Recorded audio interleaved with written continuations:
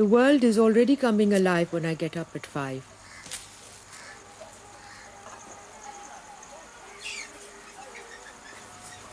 I try not to rush the puja, the prayer for my family.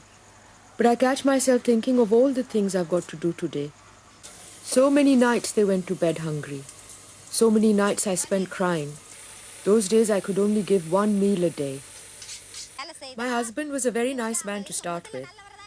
He started getting into worse and worse debt. He sold our home without telling me. He said it was nothing to do with me. I'm the one who earns the money, he said, so I will spend it how I like. I have suffered enough. I just stood there crying, and the children were crying because I was crying. I had to get out that minute. I had a 3-month-old baby. I put her on my shoulder and got out. I believe this was the fate of all womanhood, that we have to accept it. I never talked back. Whatever he did, I put up with everything. I was scared. So we starved and we suffered. He pawned the jewels my mother gave me. He pawned my only good sari. He even pawned the only glass we had to drink water from. My husband is not a violent man. He just neglected his family. I never told my neighbors anything. It is a matter of self-respect. I told my children too, even if we starve, they should not talk about it to others.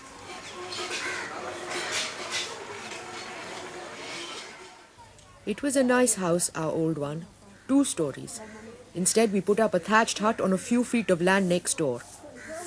I had to take all my things and go there with my 8 children.